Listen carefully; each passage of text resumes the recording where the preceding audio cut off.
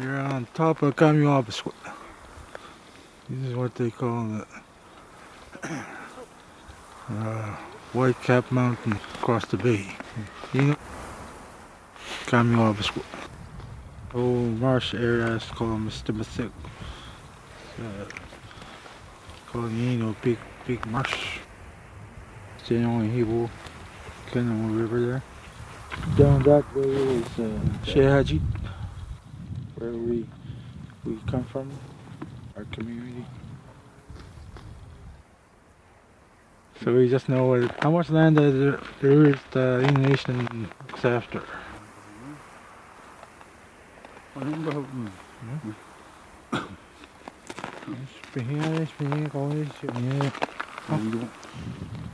guardians are the ones that monitor activities like mining,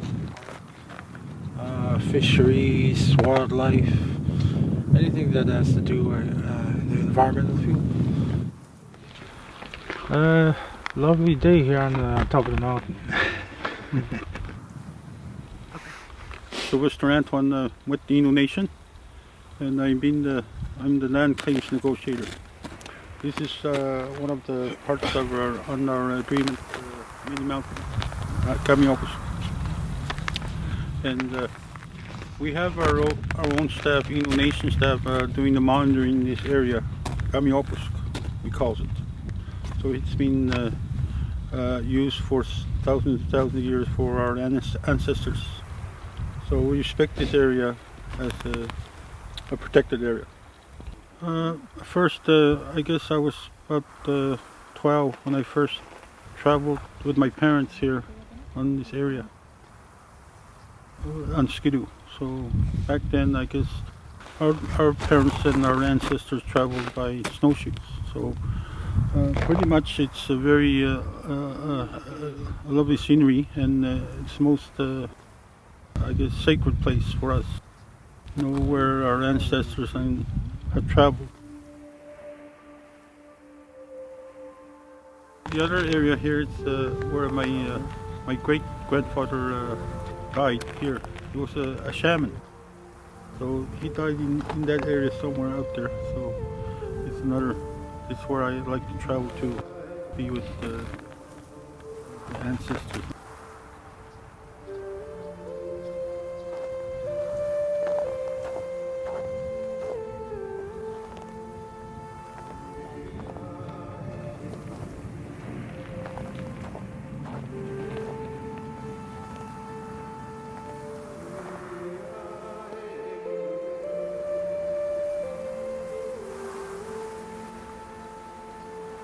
born in the country, in a tent.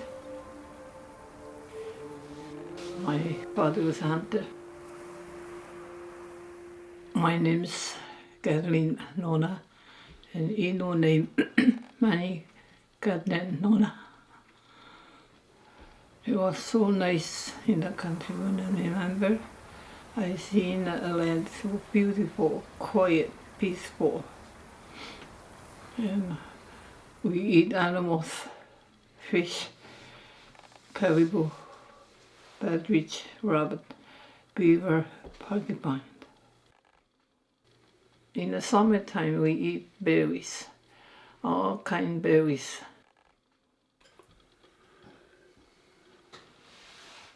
Because tamanna palivaran ulmiya, mi chatwa wiya, ma tamujuan pada wi.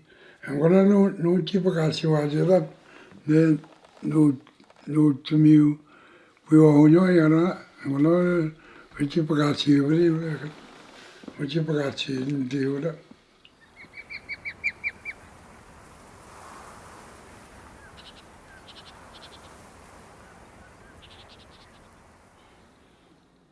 Nog som hvis man den njøn tåse, nog som ikke.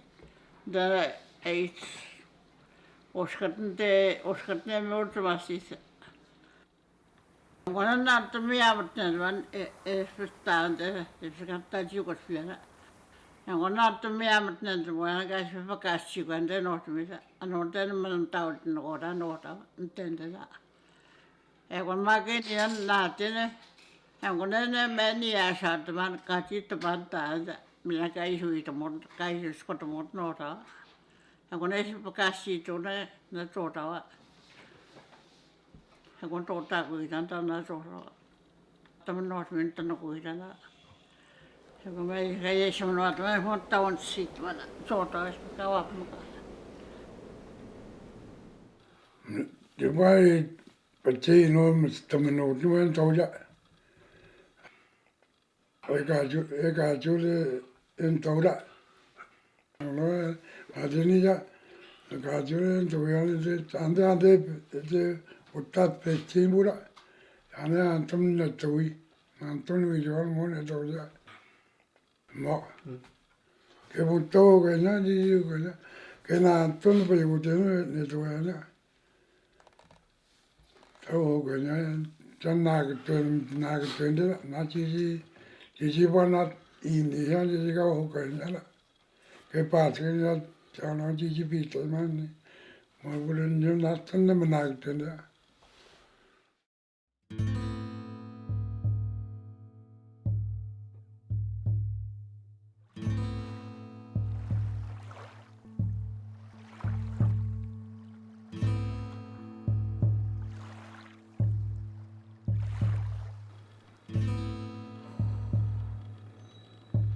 I remember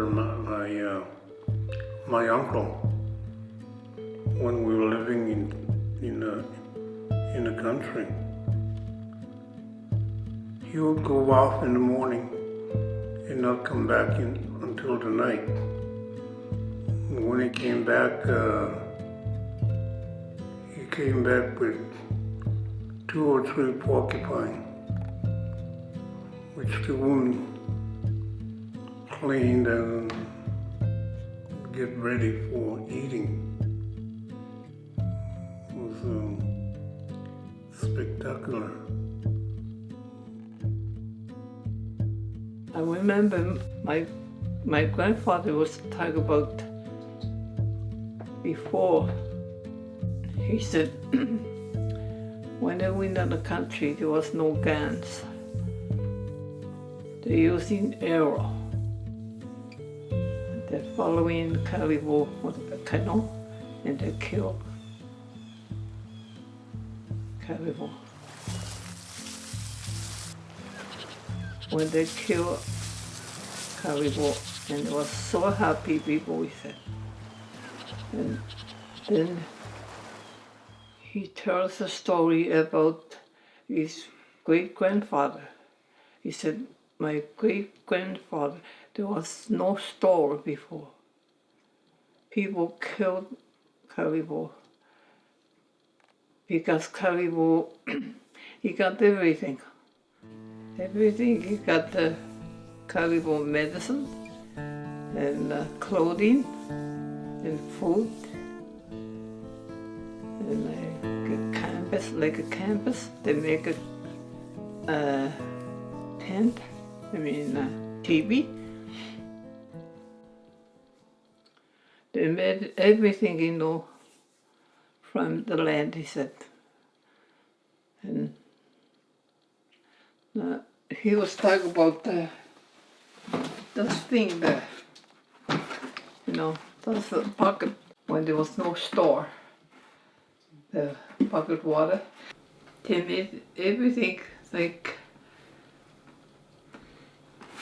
birch bark. They made pocket.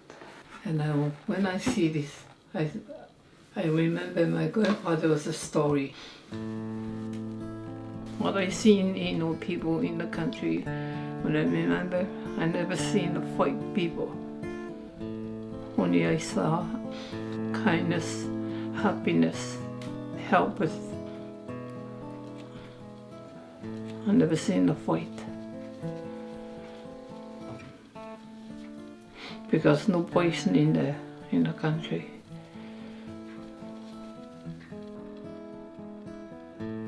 What I know about the Innu, they shared everything. If somebody killed a caribou, he didn't have it just for family. He shared it with other families around him.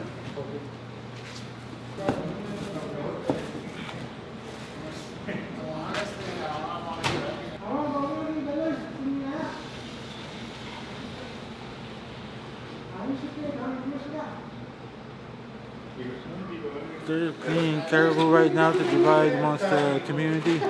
It is Innu Nation sanctioned hunt. Also, this is to give the Chinook, our elders, caribou meat that gets to share amongst their families. Who have large families. Now, and all that has to do with respect. Everything has to do with respect. Respecting the animals, respecting life, respecting different plants. Anything that has to do with this, I guess, as you would call it, the circle of life. Everything's connected. I guess that's the resilience of this hard-going respect for, wanting everything to be good. Your way of living, your fellow people, your animals, because everything is connected. The Innu have always been for conservation, so we started off like that about 18 years ago, I think, with the forest guardian program. In my position as a forest guardian, and we negotiated our forest co-management agreement. This entails, I guess, different aspects of environmental protection for forestry. Negotiating how big buffer zones should be, and protecting old growth trees. Then we also had mining coordinators, as they were called back then. And we negotiated to have mining monitors. So these are guardians for mining activities. Monitor fish streams or streams and water that are contaminated or polluted in any ways. And then we had additional guardians as Innu Nation progressed in our environmental protection when we negotiated the Churchill Falls project.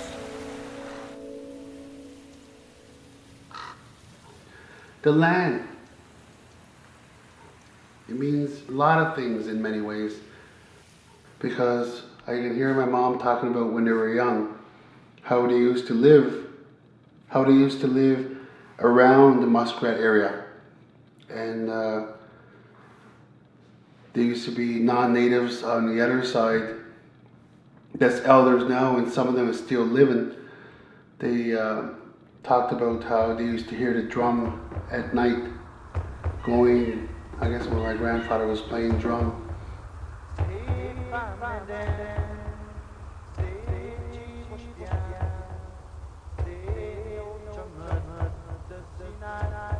They said that in the evening when you hear the echo sound, she said the sound was unbelievable, beautiful.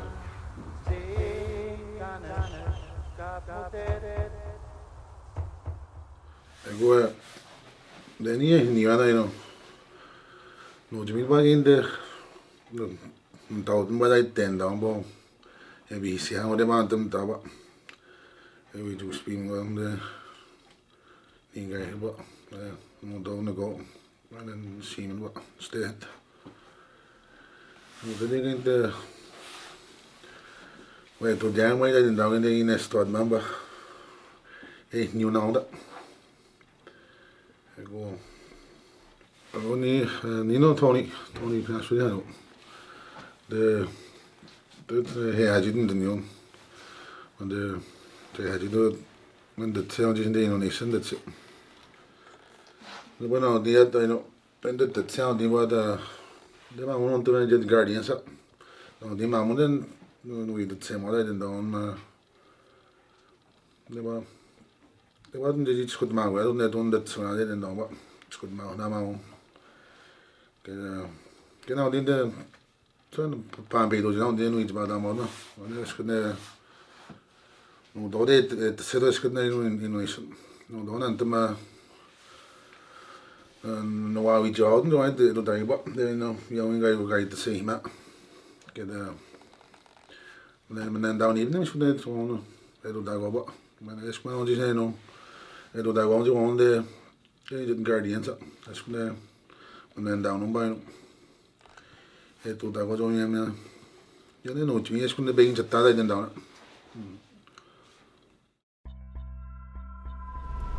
It's said, it's cooking on Isnos, the Nana, the massive environment. Was obedient that the circuit. That's what the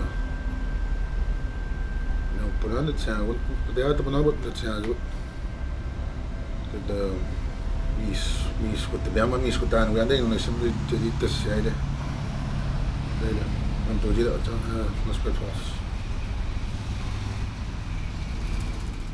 Do you know one never consulted when construction like a hydro dam in Churchill Falls and Michigan at the small old reservoir when it was flooded? We were never consulted. Do you know we're never consulted? My father was never consulted. But still, do you know was aware there was something going on? Do you know they knew that there's something going on? Because some of the lakes or some of the rivers that they went to hunt were kind of dry up. So they knew that there was something going on. That the man-made construction like a hydro dam in Churchill Falls and small old reservoir. We have our graveyards being flooded there. Compared to these Muskrat Falls, it's totally different.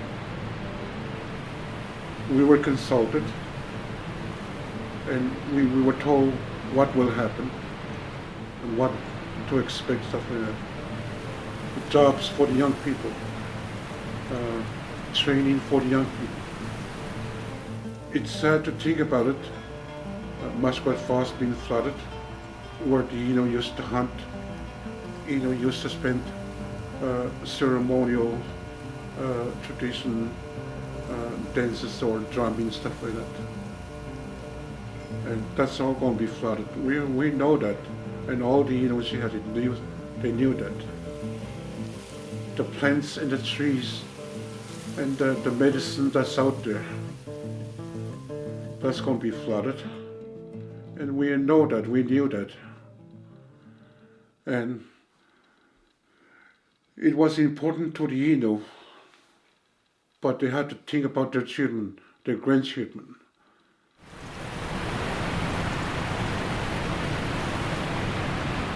The Innu approved for the hydro to go ahead and the construction to go ahead. There were concerns during the construction of the hydro dam.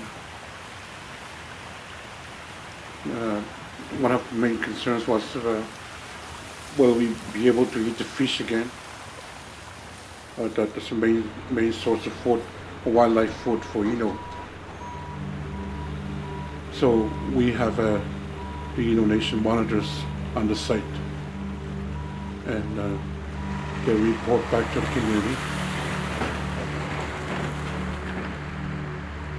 to see if there's any contamination, or see if there's any contaminants or materials, waste, or oil and gas or anything like that. The Innu needed that and asked for that to be done.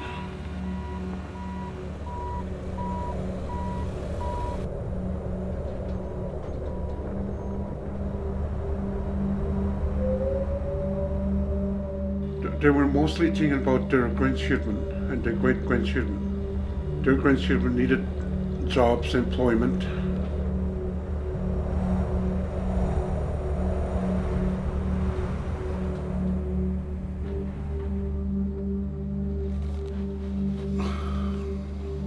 Näin mä spiritti siellä, det spiritti siellä manusi med Innu Nation.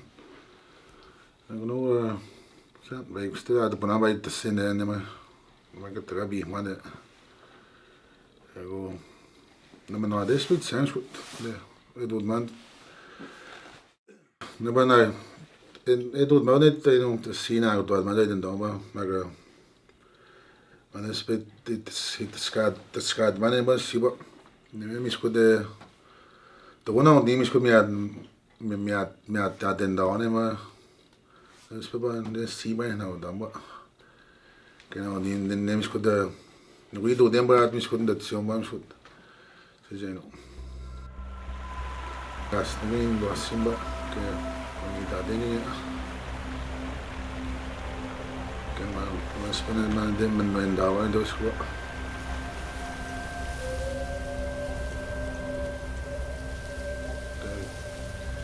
Innu nii ette dos kada. Või no andet see on vasidud ma.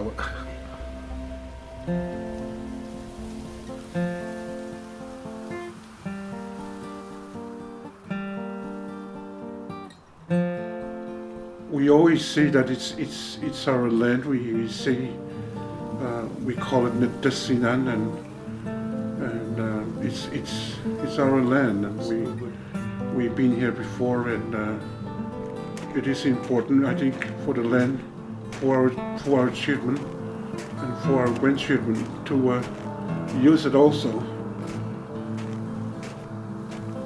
We would have been still in the country if we weren't forced to stay back here in the community of Siazi.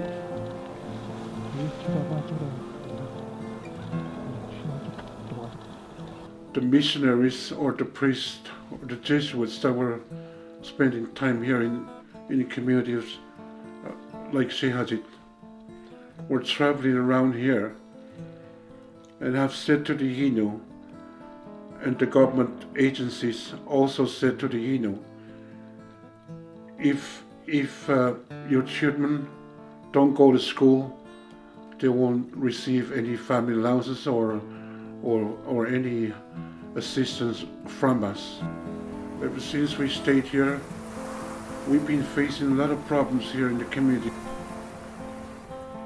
I've seen a lot of changes growing up in Sehaji.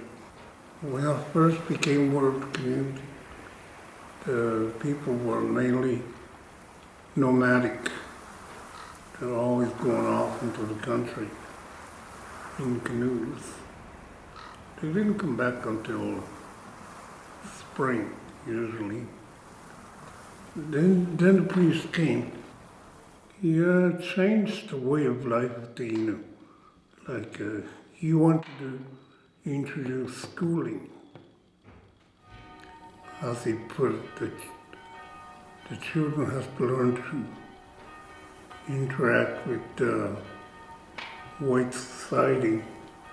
People started receiving social assistance, which they never did before, and family allowance. The Innu wanted their children with them in the country, but the priest said, no, you can't do that. The children have to go to school. People's lives were disrupted. I used to pray a lot, but I don't know if I like it, but my grandmother did. I used to pray with her in the nighttime. And I remember going into the country all the time too, with my parents. That's the best part. I don't like school. I'd rather be in the country than in school. So, and the teachers were really mean. They're mean. Whenever I couldn't tell my dad what's happening in the school.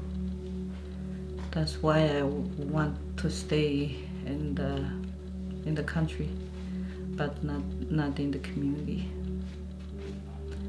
because of the way I was treated in the school. Problems like, for instance, physical abuse, sexual abuse, and mental abuse, verbal abuse by these missionaries ever since we stayed here. There are some things that I never talk about, but what's happening in the school, because it was really, I feel ashamed talking about it. And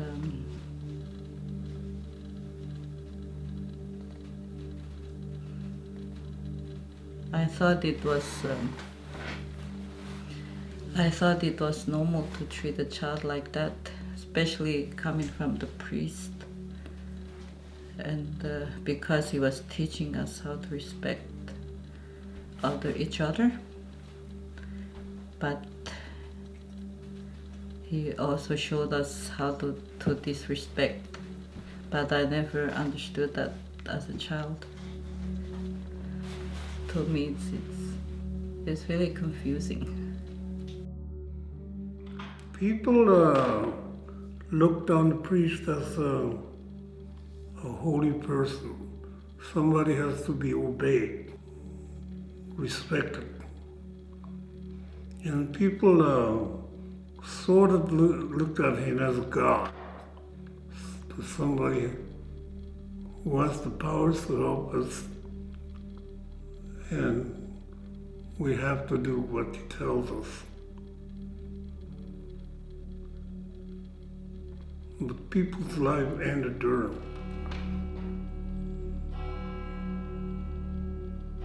People were being forced to stay in the community, to have their children go to school.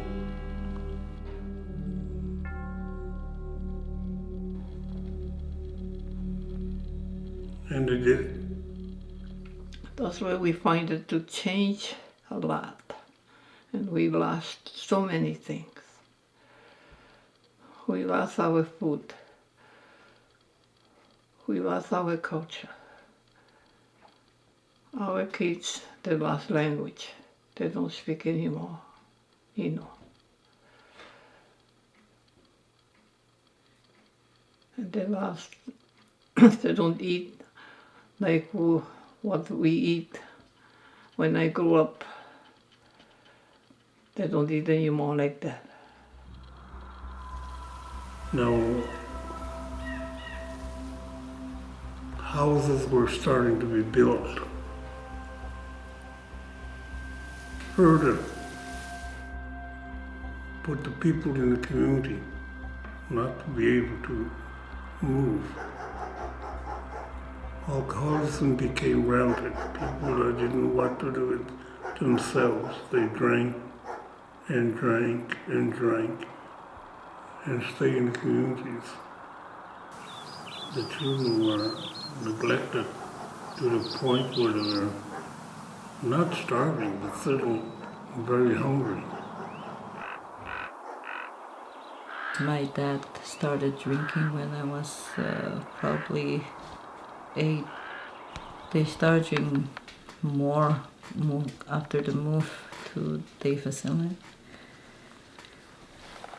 And the teachings started to stop. My dad passed away when he was drunk. He got heart attack on the road in Nitassinan. That's how he died. He never stopped drinking.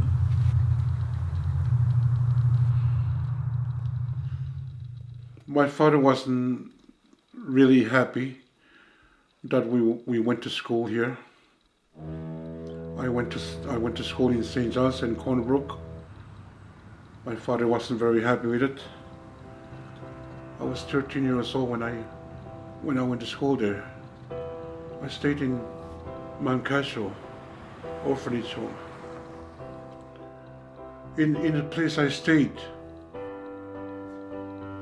people were charged. The Christian brothers went to jail of the abuse, physical abuse, sexual, mental, that was going on there. My brother stayed in another dormitory. I stayed on one side. We weren't allowed to see each other. We weren't allowed to speak our language. The Christian brothers were calling us names. They were calling us chief, brown skin, Indian, making noises that the Indians make, stuff like that. We faced that when we were there, and it's really strange feeling for me, to be there, to really feel that, oh yes, is it really, really okay what's going on here? Is it really okay or not okay? Seeing myself being in the country with my dad, my father, and my parents, I was totally different. I don't see the things that I was seeing in St. John's when I was in the country. We changed, we lost so everything, especially spirituality. We lost. I miss that thing in spirituality. I saw everything like shaking tent, I seen. And I seen playing drums. And I see something small like, people using like a bones. Oh yes, I miss a lot of time, in a way. Yeah, I used to love my grandmother's teachings. She used to take a paw of that other, and then she would take it on my face and sing a song. And she would say, she would teach me a song, and then every time my dad got the other, she would let me sing it.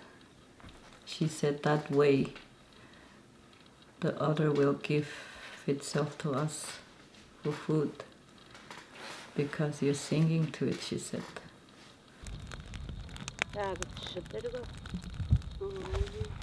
She would also do offerings in the fire and talking. My father always went in the country. And as I grew older, I went with him all the time.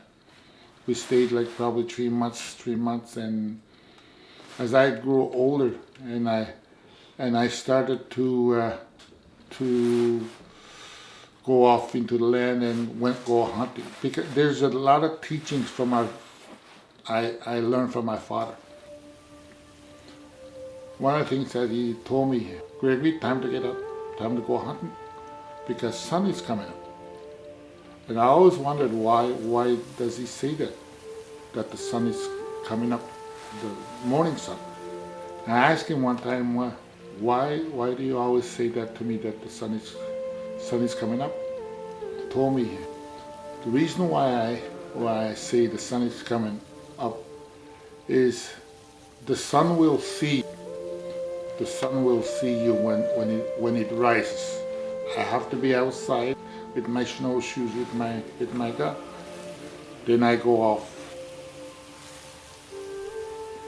And he told me when exactly when the sun rises and the sun seizes you, he's going to be very happy for you, because you're already looking for food, and sun will provide you.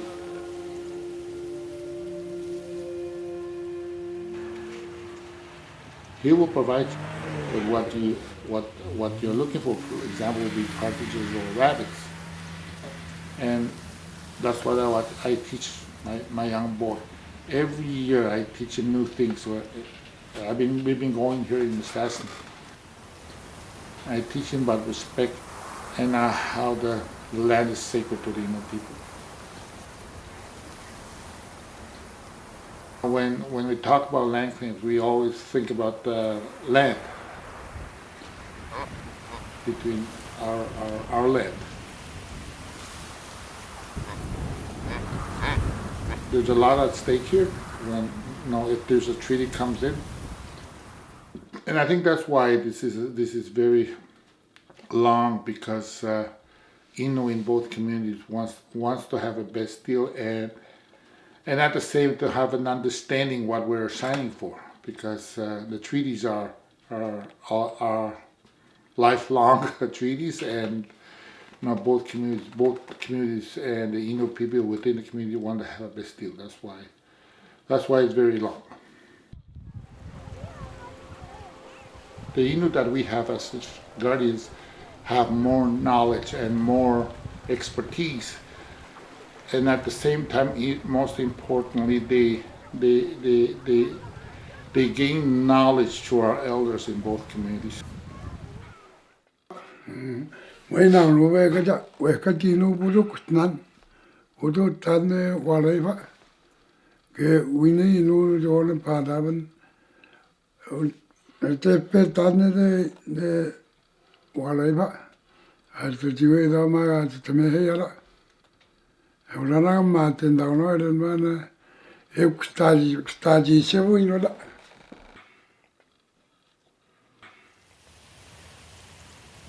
And these were the caribou crossing in the summer on that point over there to that point over there.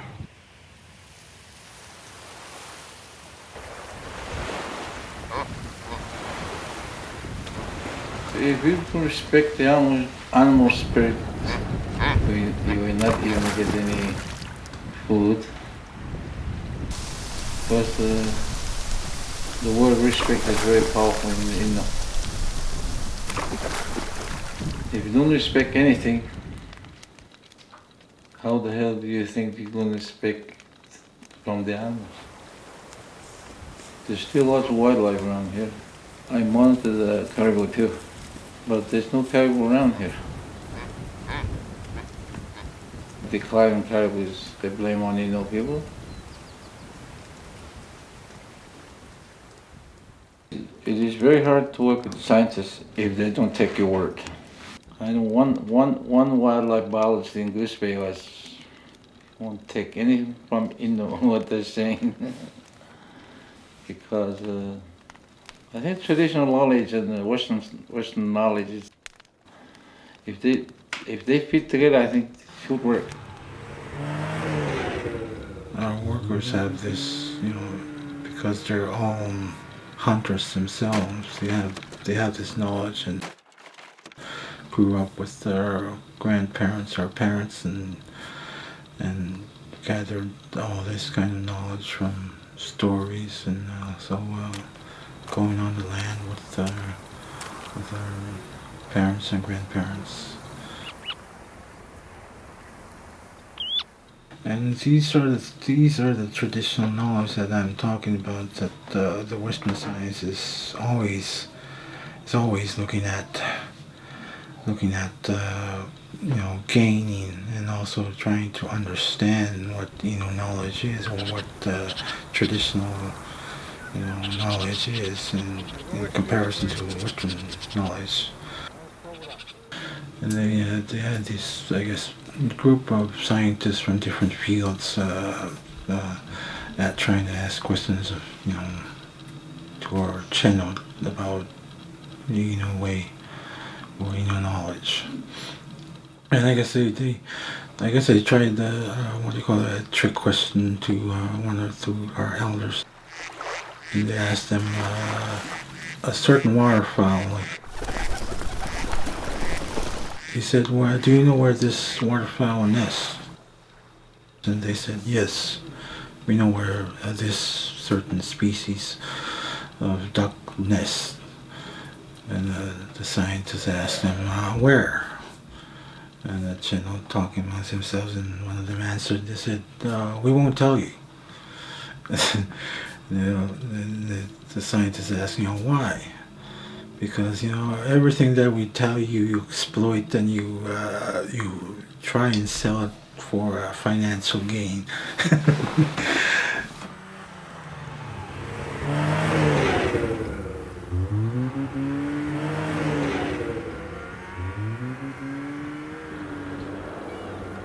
Now the message is out there. If there's anything happening in our land, Innu Nation are informed, because that didn't happen in the past. Like, for example, Churchill Falls, like Upper Churchill. Nobody informed the Innu people.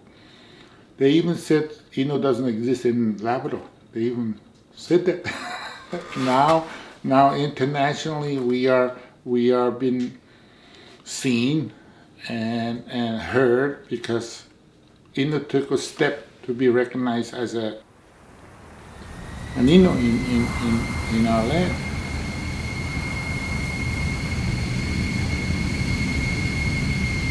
And I think that what turned around there is when Innu people were fighting low-level flying in the 80s, and Innu took a stand.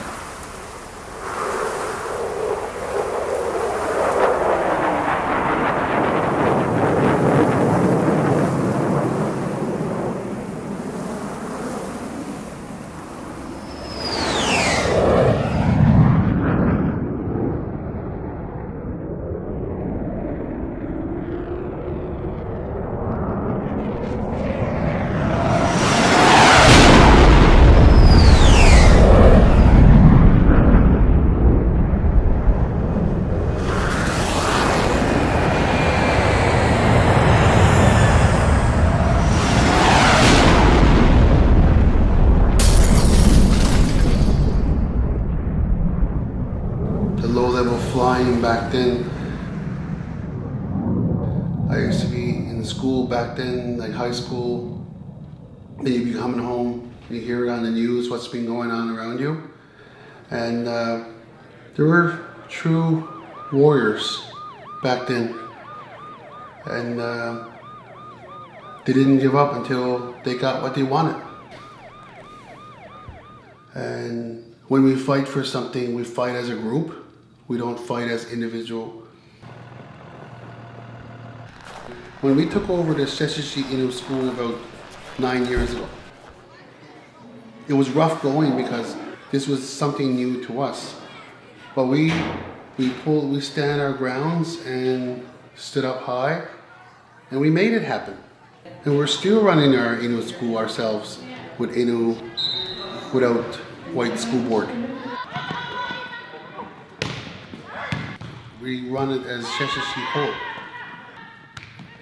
So if we put our minds to it, we can do it.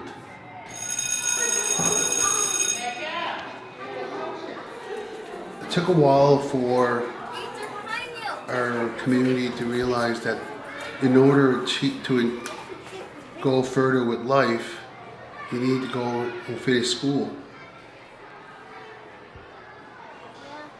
The culture is still strong in many ways. The language is still strong, but you see a lot of kids talking English now. Before it was never like that. Like a lot of kids, like 5 or 6, before I left the school system, you hear a lot of kids talking English. That was not common back then. Now it seems like it's common. I saw him. I don't know how to draw apple. Teacher, I need to sharpen this. Đây, mấy tụ tôi. Đây, đi, nè, cái này, em có tụ tôi nên là cái học. Bake, Thôi chứ đâu.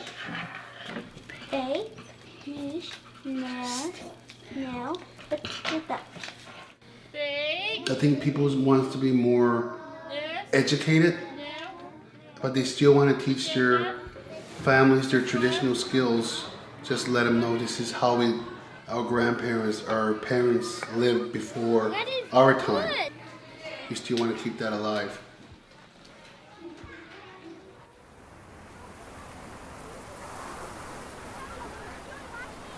Today I'm still going into the country with my family. Yeah, I never worried about school when I take them here. Because it's more important to learn the language, the culture, their culture, and the way we live.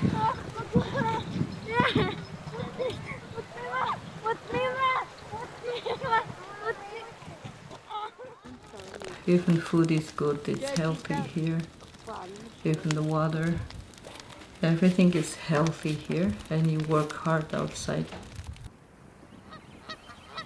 It's like when you're in the country, the days are really short because you do many things in the daytime, like going fishing, doing exercise. So that's why I'm not worried about school, my kids.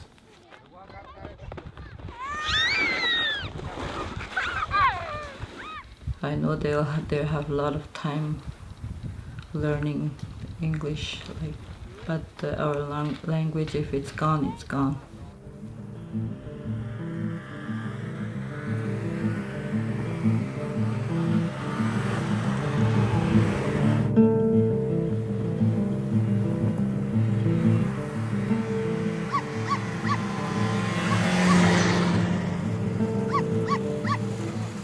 I started coming in 2000, probably 9. We've been coming here every year. Yeah, I like it here. It's beautiful. It's better than living in town.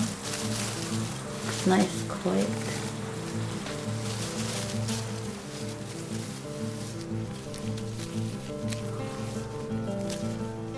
I'd come all the time. Probably make my own place here. I wouldn't mind, it's so beautiful. I like to grow old here. I don't mind helping people if they ask me. It's not too hard.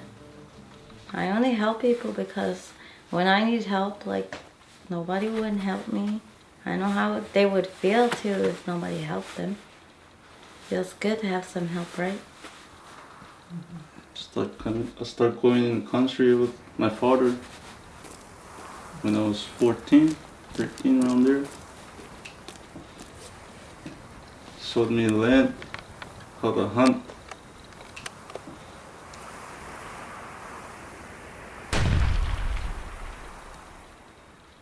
And when I hunt, I feed other people and elders. And then after that, we feed the young ones after that. First we feed the elders. It's eaten.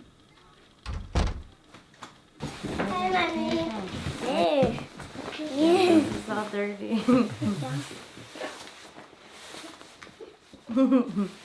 When he goes to school, he's always gonna go to a country.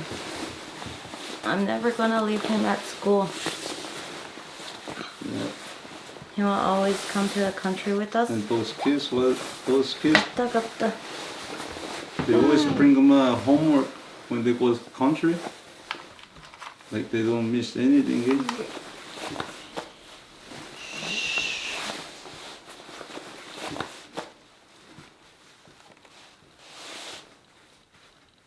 What we're doing now is coming up here with the kids here in the Nitassinan Lake. But there's a lot of demand, like kids want, like the internet is very, it's the thing that kids really want. We don't have it here, so they want to go back sooner than later. Like they want to stay as long as we're staying here for 4 weeks. Now they're anxious to go back after a week.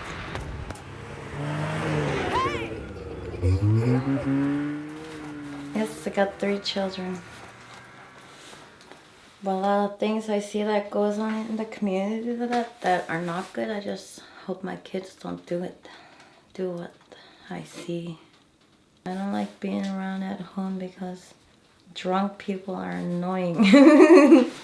They don't come around here drunk.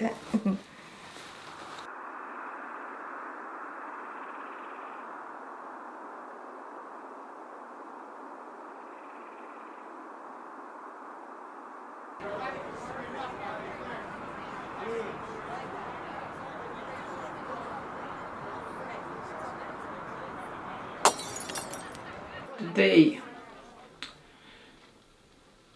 we feel sad. I feel sad. But we change a lot. Our kids.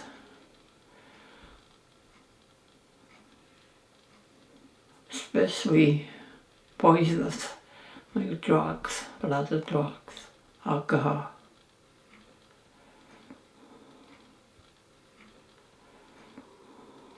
We couldn't get sleep when my grandchildren, when they're doing drugs. I can't get sleep.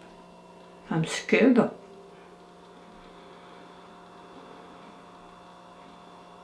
Same thing, alcohol. Because we never seen before that drugs.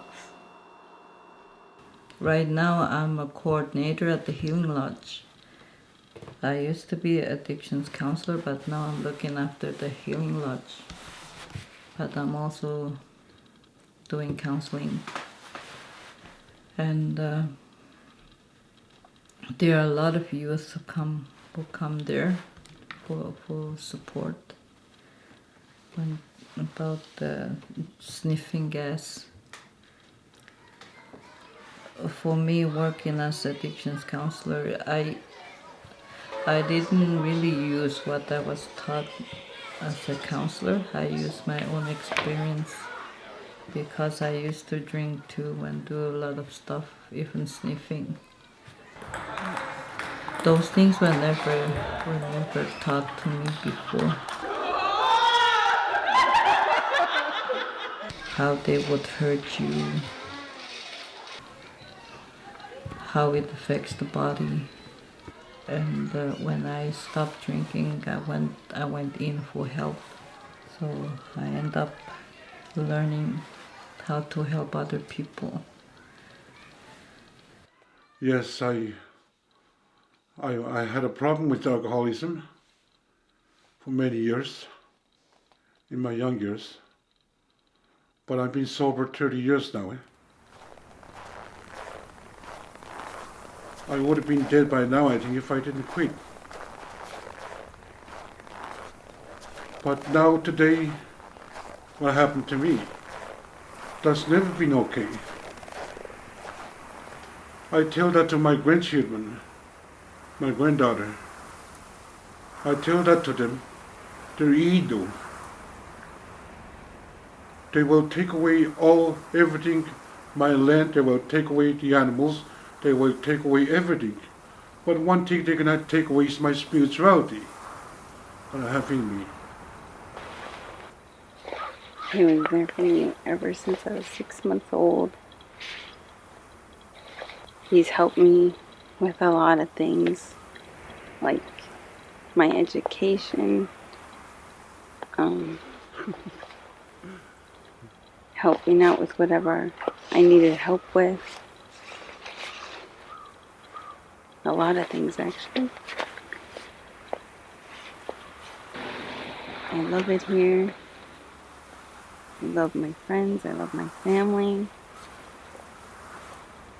Shishishi is a good community. There's some bad things that happen, but we'll always be like together no matter what. After I graduate, I wanna be a native constable, working with other police officers, helping communities.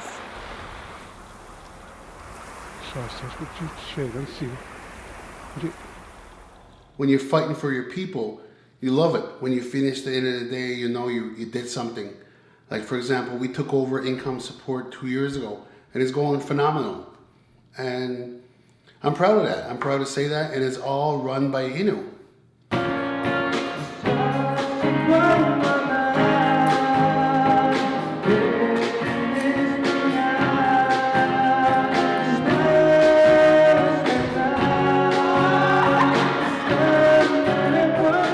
And then we took over, now in April 1st, we'll be running our own provincial level 4 group home. And that says a lot. And that's what we fight for the last few years. 3 years, we fight for that, to have that, to bring home kids to Labrador. And it's actually going to happen. Like, reality is actually happening. It just takes a while.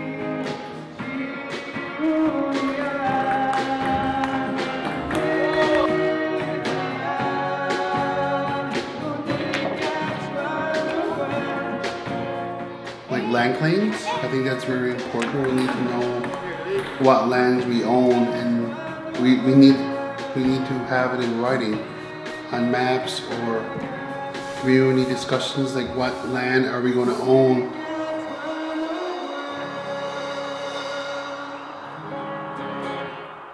Are we ready for self-government? There's a lot of questions still there, even though they're adamant every day to the government. But we need to be prepared. If we're not prepared, we're going to fail.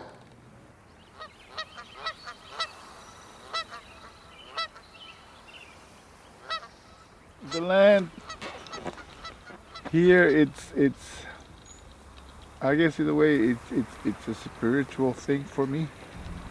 Like, I get connected to the land. I can feel the presence of whatever it is. I feel that there's a presence everywhere I go. The land is alive. There's animals there. There's all kinds of spiritual stuff. Like, you feel connected to the land by being here. Like when we hear the partridges, geese flying over, stuff like that. And it's alive. That's why I think I feel like peaceful here as well. I feel I belong here. I feel I get rested. I get well balanced. My mind is clear when I'm in here, in the country. That's how I want to get away from the community to come here. It's like rejuvenate, I guess. To get energy, you get energy back by coming here.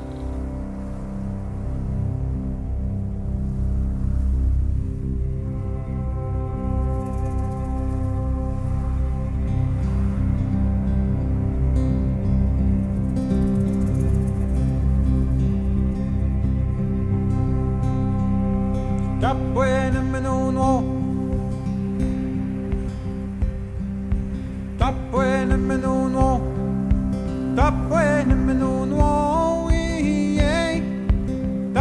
When